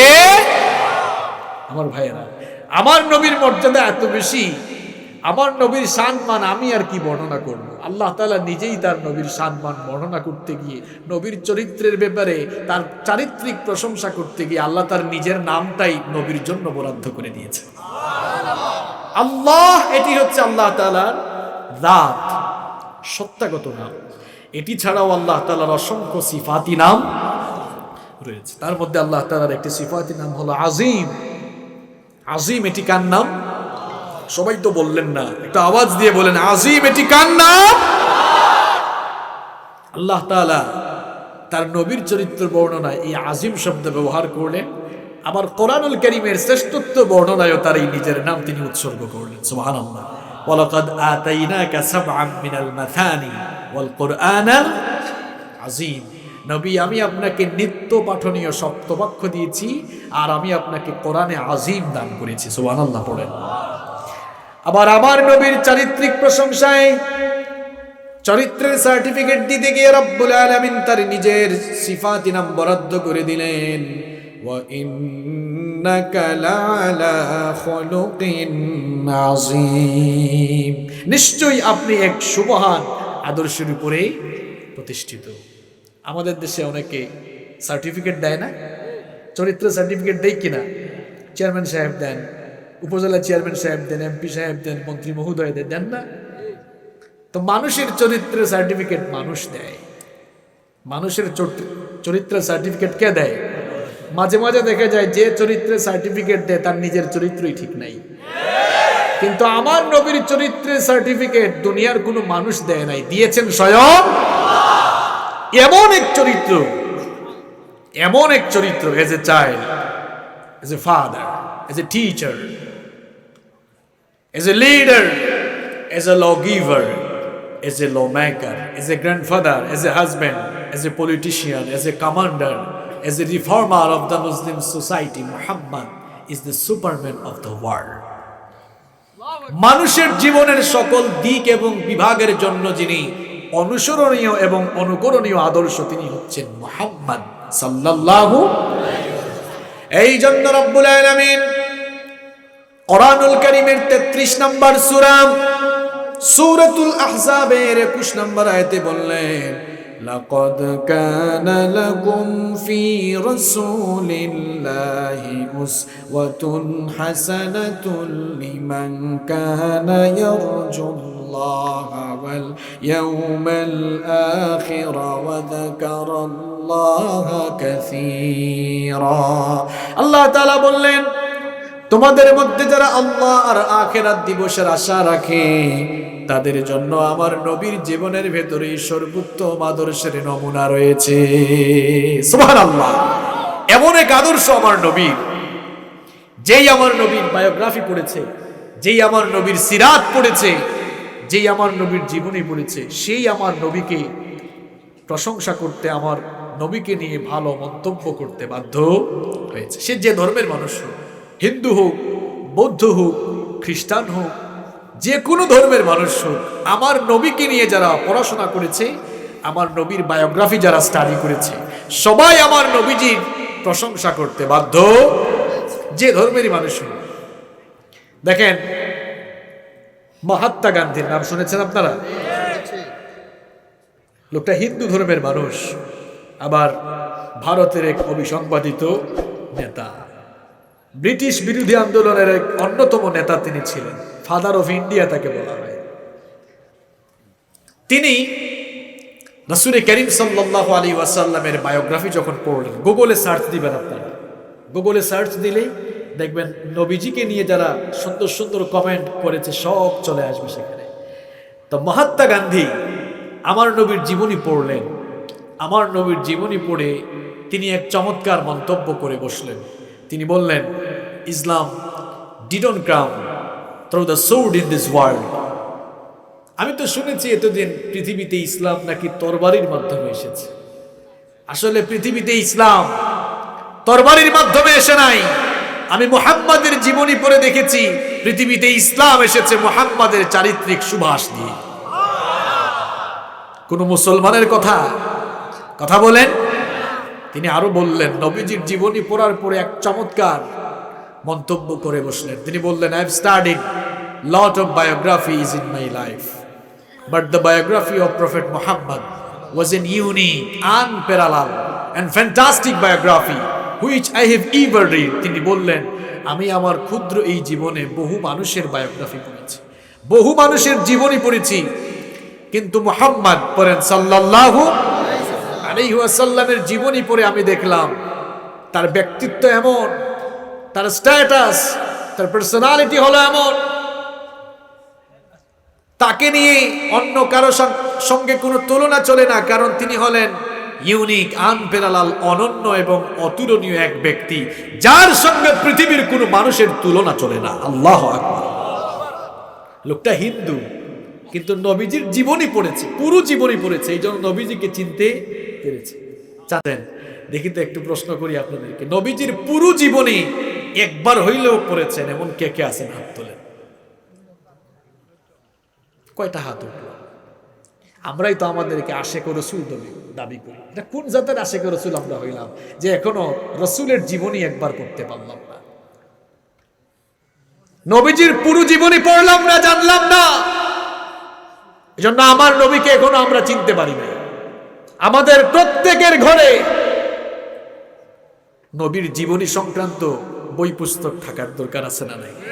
একটা ছোট বই কিনেন, আর রাহিকুল মাখতুম, খুব ছোট বই, খুব ছোট বই, আর রাহিকুল মাখতুম। এই বইটা পড়েন, নবীজিকে জানার চেষ্টা করেন, বুঝার চেষ্টা করেন, কারণ পৃথিবীর অন্য ধর্মের মানুষরা নবীজিকে নিয়ে পড়াশোনা করে নবীজির চরিত্রে তারা মুগ্ধ হয়ে গিয়েছে। এই যে মহাত্মা গান্ধীর কথা বললাম, দেখেন বৌদ্ধদের ধর্মীয় এক গুরু, তার নাম দালাই লামা, নাম শুনেছেন আপনারা? তিব্বতের প্রধান ধর্মীয় গুরু ছিলেন। তিনি আমার নবীজির জীবনী পড়লেন। জীবনী পড়ার পরে তিনি কি কথা বলেছেন জানেন? গুগলে সব আছে, আপনারা সার্চ করবেন, সব পাবেন। তিনি বললেন, prophet Muhammad is the best example for the entire humanity. তিনি বললেন, নবী মুহাম্মদ হলেন পৃথিবীর সমগ্র মানবতার জন্য এক অনুপম দৃষ্টান্ত। সুবহানাল্লাহ। এতটুকুই বললেন না, আরো বললেন। তিনি বললেন, we should follow the path which shown by the prophet Muhammad sallallahu alaihi wasallam to get global peace. আমরা তো শান্তির কথা বলি, শান্তি কামনা করি, কিন্তু পৃথিবীর মানুষ যদি সত্যিকার অর্থেই শান্তি চায়, সবার উচিত হবে মুহাম্মদ যে পথ দেখিয়ে গিয়েছেন সেই পথকে অনুসরণ করা। সুবহানাল্লাহ। মুসলমানের কথা। এক বৌদ্ধ নবীর পুরো জীবনী পড়ে ফেললো, আপনি নবীর উম্মত হয়ে এখনো পড়তে পারলেন না, আপনার কি একটু খারাপ লাগে না?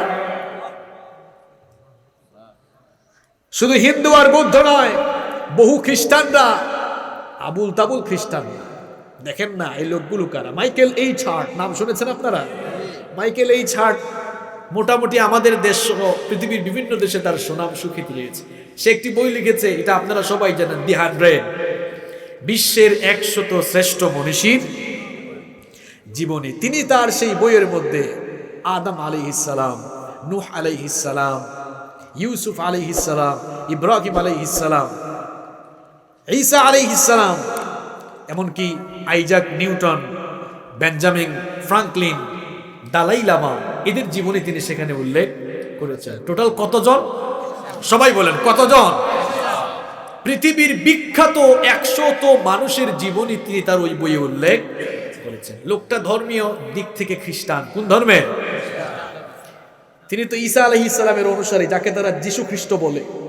তো দেখেন 100 মানুষের জীবনী তার বইয়ের মধ্যে উল্লেখ করলো, কিন্তু এই 100 মানুষের মধ্যে সিরিয়ালি সবার উপরে যাকে রাখলো তিনি আমাদের নবী মুহাম্মদ সাল্লাল্লাহু আলাইহি ওয়াসাল্লাম। মাইকেল এইচ হার্ট যখন এই বই লিখেছিল, গোটা পৃথিবীতে বিশেষ করে খ্রিস্টানরা তার সমালোচনা শুরু করলো যে মাইকেল এইচ হার্ট এটা কোনো কাজ করলো? সে একজন খ্রিস্টান হয়ে যিশু খ্রিস্টের নামটা উপরে রাখলো না, মুসলমানদের ধর্মের নবী মুহাম্মদের নাম উপরে রাখলো। এভাবে তারা তুচ্ছতাচ্ছিল্য বা তাকে নিয়ে সমালোচনা শুরু করলো। যখন চতুর্দিকে সমালোচনা শুরু হলো, আসলে সমালোচনা হয় সেই মানুষের যে মানুষ কাজ করে। যে কাজ করে না তাকে নিয়ে কোনো সমালোচনা হয় না, যে কাজ করে মানুষ তাকে নিয়ে সমালোচনা করে। তো মাইকেল এইচ হার্ট প্রথম দিকে চুপচাপ ছিলেন, যখন সমালোচনা খুব বেড়ে গেল তখন তিনি এক বাক্যে, এক কথা, একেবারে এক সেন্টেন্সে তিনি সমালোচনার জবাব দিয়ে দিলেন। তিনি বললেন, তোমরা যারা আমার সমালোচনা করছো, তোমরা তো জানোই না যেই লোকটার নাম উপরে রেখেছি, he was the only man in history who was supremely successful on both the religious and secular level। যার নাম আমি উপরে রেখেছি, ইনি হচ্ছেন পৃথিবীর একমাত্র ব্যক্তি যিনি জাগতিক এবং ধর্মীয় সকল বিষয়ে সমানভাবে সফলতার দৃষ্টান্ত রেখেছেন। তিনি আরো বললেন, এই কথা বলতে আমি দ্বিধাবোধ করছি না, he must be called the saviour of humanity. আমি তাকে পৃথিবীর সকল মানুষের ত্রাণকর্তা বলতে দ্বিধাবোধ করব না। শুধু এই লোকটা না, আরেকজন নাম করা খ্রিস্টান আছে, নেপোলিয়ান বোনাপার্ট। নাম শুনেছেন আপনারা? এই নেপোলিয়ান বোনাপার্ট, এরা আবুল তাবুল খ্রিস্টান না, কিন্তু খুব ট্যালেন্ট মানুষেরা, জ্ঞানীগুণী মানুষ, পণ্ডিত মানুষেরা। নেপোলিয়ান বোনাপার্ট আমার নবীর জীবনী পড়ল, এরপরে সে আমার নবীর ব্যাপারে মন্তব্য করে বসলো, if the people of the world accept the ideology of Muhammad sallallahu alaihi wasallam, they will be guided on the happiness and prosperity। পৃথিবীর মানুষরা যদি মুহাম্মাদের জীবন আদর্শকে গ্রহণ করে ফেলে, তাহলে তারা সুখ এবং সমৃদ্ধির পথে পরিচালিত হবে। যারাই আমার নবীকে নিয়ে পড়াশোনা করেছে, তারাই আমার নবীর চারিত্রিক মাধুর্যতায় মুগ্ধ হয়েছে। যারা আমার নবীকে নিয়ে ভালো করে পড়াশোনা করে নাই, সেই সকল আবুল তাবুল মার্কা লোকেরাই আমার নবীকে নিয়ে আজে বাজে কথা বলা, গালিগালাজ করা কিংবা ব্যঙ্গ বিদ্রুপ করা, এটা তাদেরই কাজ। ঠিক তো শুধু গলা ফাটায় বলেন, নিজেরাই তো এখনো একবার বললেন না। আজকের এই মাহফিল থেকে আসুন সিদ্ধান্ত নেই যে আমরা আমাদের কলিজার টুকরা, আমাদের হৃদয়ের স্পন্দন, আমাদের নবীজির জীবনী একবার হলেও আমরা পড়বো ইনশাআল্লাহ। টার্গেট নেন যে এই মাসে পড়বো। এখন অনলাইনে অর্ডার করা যায়, আর রাহিকুল মখতুম এই বইটা অর্ডার করবেন সবাই। কারা কারা করবেন না হাত তোলেন। এবার কারা কারা করবেন হাত তোলেন। কারা কারা এই বইটা কিনবেন? ওই যে কয়েকজন হাত তুলে না, এরা কি এত কিপটা? হাতগুলো নামান, বলেন তো বইটার নাম কি? আর রাহিকুল। এই মাহফিল কমিটির ভাইরা আপনারা আয়োজন করেন, সবাইকে এক একটা করে আর রাহিকুল মাহতুম ঢুকায় দেন। আল্লাহর কসম করে আজকের এই মাহফিল থেকে বলে গেলাম, যেই দিন এই দেশের লোকেরা, এই দেশের মুসলমানরা নবীজির জীবনী ভালো করে পড়তে পারবে, পড়া শেষ করবে, এই মুসলমানদেরকে বেশভূষা ধরে কোনো লোকেরা এসে এদের ইমানকে নষ্ট করতে পারবে না ইনশাআল্লাহ। আমরা নবীর জীবনী ভালো করে পড়ি নাই তো, এই জন্য মাঝে মাঝে কিছু উল্লুক ভাল্লুক আমাদেরকে ধোঁকা দিয়ে আমাদের ইমান আকীদাকে নষ্ট করার চেষ্টা।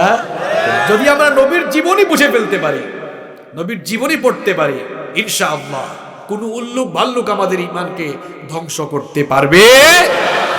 সবাই পড়বেন তো ইনশাআল্লাহ। আল্লাহ তৌফিক দান করেন। আমার ভাইরা দেখেন, আমার নবীর মর্যাদা কত বেশি, আমার নবীকে আল্লাহ তাআলা কত সম্মান দিয়েছেন। পৃথিবীর কোন নবীর নসিবে যা হয় নাই, পৃথিবীর কোন নবীর নসিবে যা হয় নাই, আমার নবীর নসিবে তা হয়েছে। বলেন তো, পৃথিবীর কোন নবীর মেরাজ নসিব হয়েছে? আমার নবীকে মেরাজের রাতে আল্লাহ তাআলা বাইতুল্লাহ থেকে বাইতুল মাকদিস পর্যন্ত নিয়ে গেলেন। এতটুকু ছিল ইসরা। সুবহানাল্লাযী আসরা বিআবদিহি লাইলাম মিনাল মাসজিদিল হারামি ইলাল মসজিদে আকসা পর্যন্ত এতটুকু ছিল ইসরা। এরপরে মসজিদে আকসা থেকে নিয়ে 7 আসমান পাড়ি দিয়ে সিদরাতুল মুনতাহা ভেদ করে আল্লাহর সান্নিধ্যে একেবারে গেলেন। সেটাকে বলা হয় মেরাজ বা ঊর্ধ্বালোকে গমন। বলেন, আদম নবী থেকে নিয়ে ঈসা নবী পর্যন্ত কোন নবী কি এইরকম 7 আসমান ভেদ করে সিদরাতুল মুনতাহা পাড়ি দিতে পেরেছেন? আরে ভাই, স্বয়ং জিবরিলও সিদরাতুল মুনতাহা পাড়ি দিতে পারেন, অথচ আমার নবীকে আল্লাহ সিদরাতুল মুনতাহা পাস করে তার সান্নিধ্যে নিয়ে গিয়েছেন। সুবহানাল্লাহ। তাহলে আমার নবীর মর্যাদা কম না বেশি? আমার নবীর মর্যাদা কম না বেশি? আমার নবীকে আল্লাহ এত মর্যাদা দিয়েছেন। এই নবীর সম্মান নিয়ে কেউ কথা বললে স্বয়ং কার শানে লেগে যায়? কার শানে লেগে যায়? আবার নবীর সম্মান মুখ দিয়ে বলে বলে, মুখ দিয়ে নবীর সম্মান বলে বলে নবীর সুন্নতের বিপরীত কোনো কাজ করে আবার জাতিকে ধোঁকাও দেওয়া যাবে। এখন এক শ্রেণীর মানুষ বের হয়েছে, এরা মুখ দিয়ে সারাদিন নবীর সম্মান বলে, কিন্তু এদের মুখ এত খারাপ, কথায় কথায় মানুষকে গালিগালাজ করে। আবার দেখবেন এরা মাহফিলে বসে বসে অকথ্য ভাষায় গালিগালাজ করে। মাহফিলে বসে যারা অকথ্য ভাষায় মানুষকে গালিগালাজ করে, সে আর যাই হোক, সে নবী প্রেমিক হতে পারে না, নবীর আদর্শের অনুসরণ করে, সে আসলে নবীর আদর্শের অনুসারী হতে পারে না, বরং গালিগালাজ যারা করে এরা ফাসেক ফুজ্জার, এরা শয়তানের আদর্শের অনুসারী। গালিগালাজ করা এটা কোনো মুমিনের জন্য শোভা পায়। এই যে আমাদের মতো অনেক হুজুররা আছে দেখবেন, মাহফিলে বসলে খালি খাটাসের মতো গালিগালাজ করে। এটা আমাদের দেশের কথা বলছি না আমি, এটা অন্য দেশে আছে না নাই?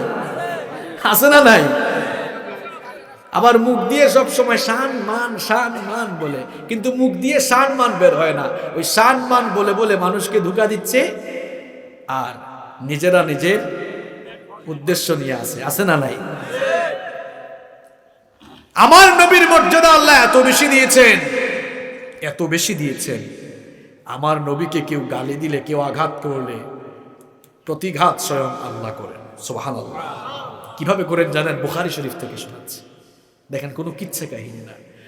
আমার নবী যখন নবুয়তের কাজ শুরু করলেন, দাওয়াতি কাজ শুরু করলেন, 3 বছর গোপনে গোপনে দাওয়াত দিলেন। কয় বছর? সবাই বলেন কয় বছর? কষ্ট হচ্ছে আপনাদের? উস্তাদ আসার আগেই যদি আপনারা এরকম হয়ে যান, ক্লান্ত হয়ে যান, তাহলে তো আর বাকি আলোচনা কি শুনবেন? এত ক্লান্ত হলে হবে?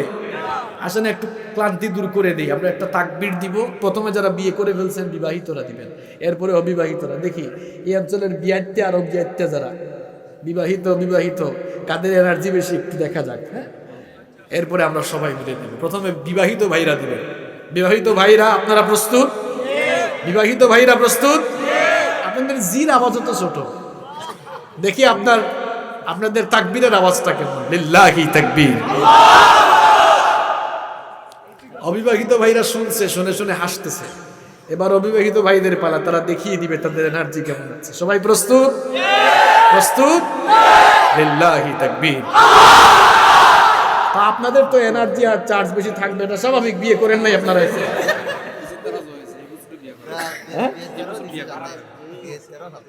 তাই বিয়েটার সাথে দিছে। আরো কি শখ আছে নাকি করা এই বছর? আচ্ছা, এবার আমরা সবাই মিলে লিল্লাহি তাকবীর। যাদের একটু জীবাণু আসছিল সব চলে গেছে না?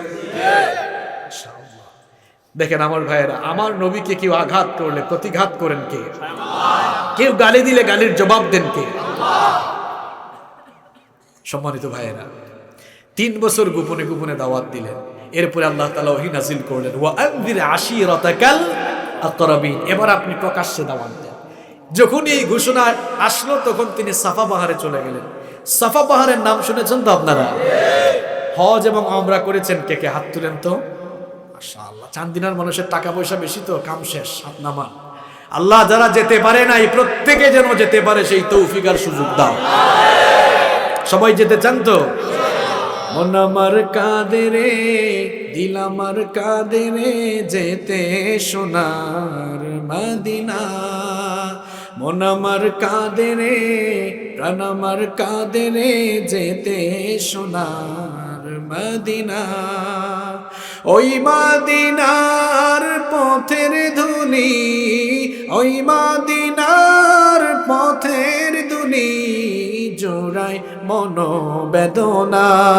মন আমার কাঁদে রে, দিল আমার কাঁদে রে, যেতে সোনার মদিনা। মন আমার কাঁদে রে, প্রাণ আমার কাঁদে রে, যেতে সোনার মদিনা। আল্লাহ কবুল করেন। তো আমার নবী সাফা পাহাড়, এই সাফা পাহাড়, সাফা মারওয়ায় আমরা কি করি? 7 বার সাই করি, দৌড়াদৌড়ি করি। এই সাফা মারওয়ায় 7 বার সাই না করলে, দৌড়াদৌড়ি না করলে হজও হবে না, উমরাও। আমরা তো হজ করে চলে আসি, উমরা করে চলে আসি, কিন্তু সাফা পাহাড়ের রক্তাক্ত ইতিহাস আমরা অনেকে জানি না। দেখেন বুখারী শরীফের হাদিস, আল্লাহর নবী যখন এই অর্ডার পেলেন, আল্লাহ তাআলা বললেন প্রকাশ্যে দাওয়াত দেন। আল্লাহর নবী সঙ্গে সঙ্গে গিয়ে সাফা পাহাড়ের উপরে উঠলেন। আল্লাহু আকবার। গিয়ে ডাক দিলেন, ইয়া সাবাহা, হায় সকাল, হায় সকাল, সাবধান, সবাই সতর্ক হও। আচ্ছা বলেন তো, আপনাদের এলাকায় আগামীকাল সকালে যদি কেউ মাইক নিয়ে মাইকিংয়ে বের হয় আর যদি বলে সাবধান সাবধান, যে যে কাজেই ব্যস্ত থাকবে একটু কান লাগাবে কিনা? তো আরবদের মধ্যে তখন একটা প্রচলন ছিল, ইয়া সাবাহা বলে সম্বোধন করা হলে সবাই চলে আসতো, মনে করতো যে খুব গুরুত্বপূর্ণ কোনো খবর থাকতে। আল্লাহর নবী সাফা পাহাড়ে উঠে বললেন, ইয়া সাবাহা। সবাই যখন চলে আসলো, এবার মূল বক্তব্য শুরু হলো। শুনেন, কিচ্ছা কাহিনী না, এটা বুখারী শরীফের হাদিস। আরাআইতুম লাউ আখবারতুকুম আন্না খাইলাম বিসিফিন হাদাল জাবাল তুরিদু আন তুগীরা আলাইকুম আকুনতুম মুসাদ্দিকিয়া। আমি যদি তোমাদেরকে বলি এই পাহাড়ের অপর প্রান্তে শত্রুপক্ষ তোমাদেরকে ঘায়েল করার জন্য, আক্রমণ করার জন্য প্রস্তুতি নিয়েছে, আমার কথা বিশ্বাস করবে? সবাই তখন বলল, বালা, কেন নয়, অবশ্যই বিশ্বাস করব, কারণ জীবনে কোনোদিন তোমাকে আমরা মিথ্যা বলতে শুনি। আল্লাহ নবী তখন বললেন, ঠিক আছে, যদি এতই আমাকে বিশ্বাস করো, ফাইন্নী নাযীরুল লাকুম বাইনা ইয়াদাই আযাবুন শাদীদ, আমি তোমাদের জন্য কঠিন আযাবের সতর্ককারী হয়ে এসেছি। আল্লাহ তাআলা আমাকে নবুয়ত দিয়েছেন, রিসালাত দিয়েছেন।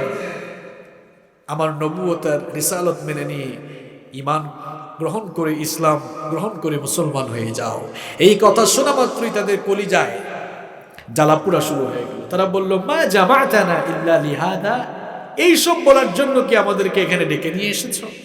তোমার কি আর কোনো কাজ কারবার নাই? আল্লাহ নবী বানাতে চাইলে আর কোনো মানুষ পায় না নাকি? তোমার মতো এতিম আর গরিব মানুষকে আল্লাহ কেন নবী বানাবে? কটাক্ষ শুরু করলো। আল্লাহর নবীর আপন চাচা আবু লাহাব সেখানে উপস্থিত ছিল। সে এত রাগান্বিত হলো, রাগান্বিত হয়ে বলো, তাব্বাল্লাকা ইয়া মুহাম্মদ, মুহাম্মদ তুমি ধ্বংস হয়ে যাও। নাউযু বিল্লাহি মিন। আমার নবীকে গালি দিল, আল্লাহ তাআলা বরদাস্ত করেছেন? বরদাস্ত করেছেন? সঙ্গে সঙ্গে রব্বুল আলামিন আবু লাহাবের গালির জবাব হিসাবে তার নামে একটি সূরা দিয়ে দিলেন, তাব্বাত ইয়াদা আবি লাহাবিন ওয়া তাব মা আগনা আনহু মালুহু ওয়া মা কাসাব সায়াসলা নারান যাতা লাহাবিন ওয়া ইমরাআতুহু হাম্মালাতাল হাতাব ফি জিদিহা হাবলুম মিন মাসাদ। আল্লাহ তাআলা আয়াত নাযিল করলেন, ধ্বংস হোক আবু লাহাব এর দুহাত, ধ্বংস হোক সে নিজেও, সে যত ধন সম্পদ উপার্জন করেছিল তা কোনো কাজে। সায়াসলা নারান যাতা লাহাবিন ওয়া ইমরাআতুহু, আবু লাহাব এবং তার স্ত্রী অচিরেই লেলিহান অগ্নিশিখায় নিক্ষিপ্ত। হাম্মালাতাল হাতাব, তার স্ত্রী তো এমন লোক ছিল যে মানুষের মধ্যে লাগাই দিত, এরকম আছে না নাই? ফি জিদিহা হাবলুম মিন, তাদের গলায় শক্ত রশি পাকানো থাকবে। আমার চান্দিনার প্রিয় ভাইয়েরা, যেই নবীকে গালি দেওয়া হলে স্বয়ং আল্লাহ তাআলা বরদাস্ত করেন না, স্বয়ং আল্লাহ তাআলা গালির জবাব দিয়ে দেন। আল্লাহ তাআলা যেই নবীকে গালি দেওয়া হলে নিজেই সেই গালির জবাব দিয়ে দেন। আজ সেই নবীর কিছু উম্মত এমন অবস্থায় পৃথিবীতে বাস করছে, সেই নবীর সম্মানে আঘাত করা হলে, সেই নবীকে নিয়ে ব্যঙ্গ করা হলে, সেই নবীকে নিয়ে কটূক্তি করা হলে তারা বুবা শয়তানের মতো তাদের জবানকে বন্ধ করে দিয়ে মুনাফিকের মতো ঘরে বসে থাকে। আমার সারা জীবন আশেকে রসুল বলে, কিন্তু নবীকে আঘাত করা হলে একটা লোকও কথা বলে না। আছে না নাই? কোন জাতের আশেকে রসুল? আমার নবীকে আঘাত করা হলে, গালি দেওয়া হলে স্বয়ং আমার আল্লাহ তার জবাব দেন। আমার আপনার জবান থেকে যদি তখন প্রতিবাদের বাক্য বের না হয়, বুঝতে হবে অন্তরে নিফাকি বাসা বেঁধে ফেলেছে। এজন্য কাজী নজরুল ইসলাম খুব সুন্দর করে বলেছেন, নবীর অপমানে যদি কাঁদে না তোমার মন, মুসলিম নয় মুনাফিক তুই, রাসূলের দুশমন। কিন্তু আল্লাহ এবং রাসূলকে নিয়ে কোনো কটাক্ষ করা যাবে? তুমি মানো না, অসুবিধা নাই, ঘরে বসে থাকো। কিন্তু আল্লাহর জমিনে বাস করে, রাসূলের উম্মতদের পরিবেশে বাস করে আল্লাহ এবং রাসূলদের বিরুদ্ধে কথা বলা যাবে? যদি কেউ কথা বলে, এই দেশের তাওহীদি জনতা, রাসূল প্রেমিক জনতা ঘরে বসে থাকবে না। যারাই আল্লাহ এবং রাসূলকে নিয়ে কটাক্ষ করবে তাদের জিহ্বাটা টেনে একদম এই দেশের মুসলমান ছিঁড়ে ফেলবে। আল্লাহর এই জমিনে বাস করে রাসূল প্রেমিক তাওহীদি জনতার সমাজে পরিবেশে বাস করে আল্লাহ এবং রাসূলকে নিয়ে কেউ কটাক্ষ করলে আমরা সেটা সহ্য করব না। আমার নবীর গুণগান শ্রবণ করেছেন কে? আমার জাতীয় কবিও খুব সুন্দর করে গিয়েছেন, ঠিক না? ত্রিভুবনের প্রিয় মুহাম্মদ এলো রে দুনিয়ায়, রে সাগর আকাশ বাতাস দেখবি যদি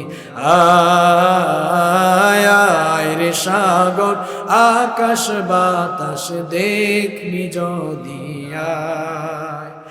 ধুলির ধরা বেহেশতে আজ জয় করিল দিল রে লাজ, আজকে খুশির ঢল নেমেছে ধূসর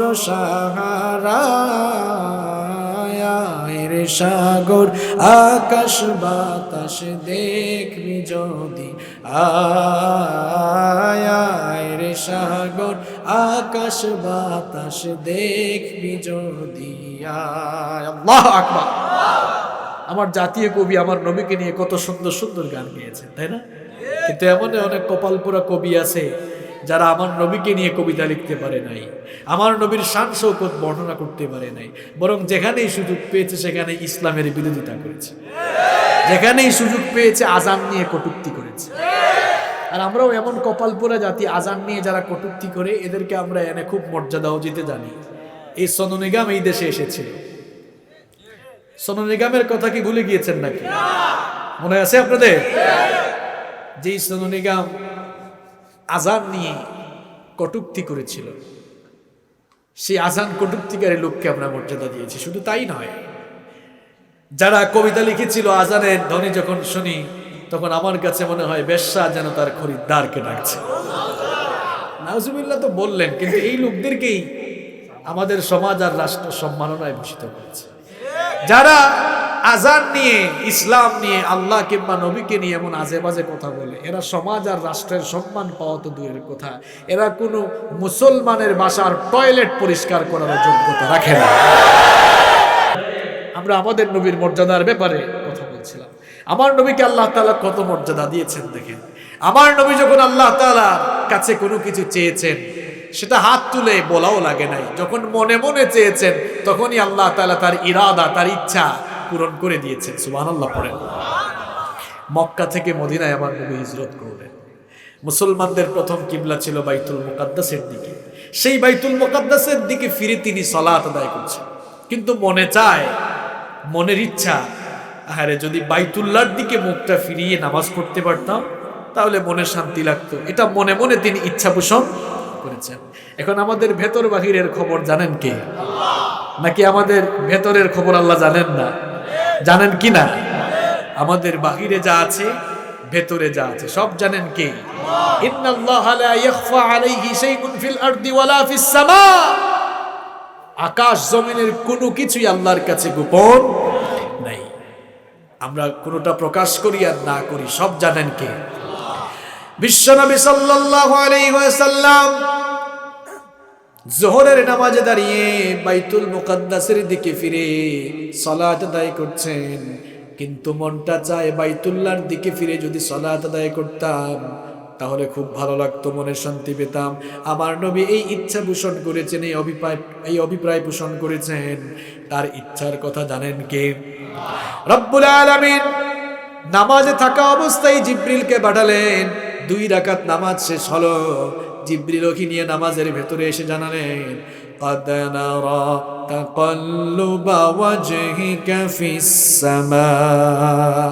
ওগো আমার নবী, আপনি যে বারবার আকাশের পারে তাকাচ্ছেন আর মনে মনে কি চাইছেন এটা জানেন কে? সুতরাং আর দেরি নাই, 2 রাকাত নামাজ আপনি বাইতুল মুকাদ্দাসের দিকে ফিরে আদায় করেছিলেন। আপনার মনের ইচ্ছা মতো, আপনার কামনা মতো, আপনার চাহিদা মতো বাইতুল্লাহ পরিবর্তন করা হলো, কিবলা পরিবর্তন করা হলো।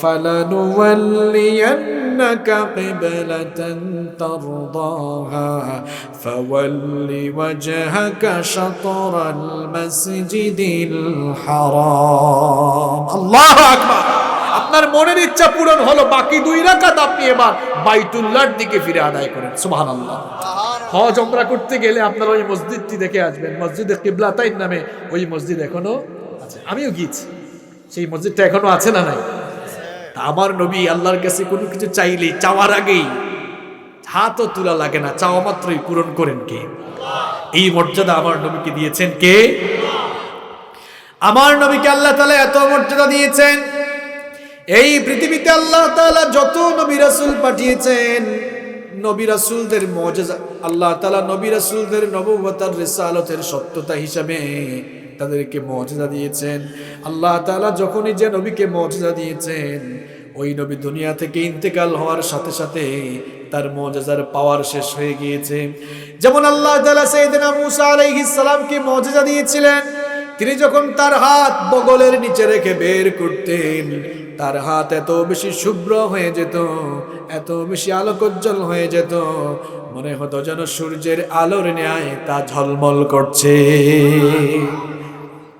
আবার তাকে আল্লাহ মুজিজা দিয়েছিলেন তিনি তার হাত থেকে যখন লাঠি ফেলে দিতেন সেই লাঠি কি হয়ে যেত সাইয়েদনা মূসা আলাইহিস সালাম দুনিয়া থেকে চলে গিয়েছেন তার হাতের সেই লাঠি এখনো দুনিয়াতে আছে কিন্তু সেই লাঠি যদি এখন কেউ মাটিতে ফেলে এক আঙ্গুল সাফ হবে না কি বলেন কারণ তিনি দুনিয়া থেকে বিদায় নিয়েছেন তার মুজিজার পাওয়ার শেষ আবার সাইয়েদনা দাউদ আলাইহিস সালামকে আল্লাহ মুজিজা দিয়েছিলেন তাকে এমন সুন্দর ভয়েস আল্লাহ দিয়েছিলেন তিনি তার সেই সুন্দর সুললিত ভয়েস দিয়ে তার উপরে নাজিলকৃত কিতাব যখন তেলাওয়াত করতেন উড়ন্ত জিনেরা উড়ন্ত অবস্থা বন্ধ করে সমুদ্রের মাছেরা কিনারায় এসে তার তেলাওয়াত শোনার জন্য পাগল হয়ে যেত সুবহানাল্লাহ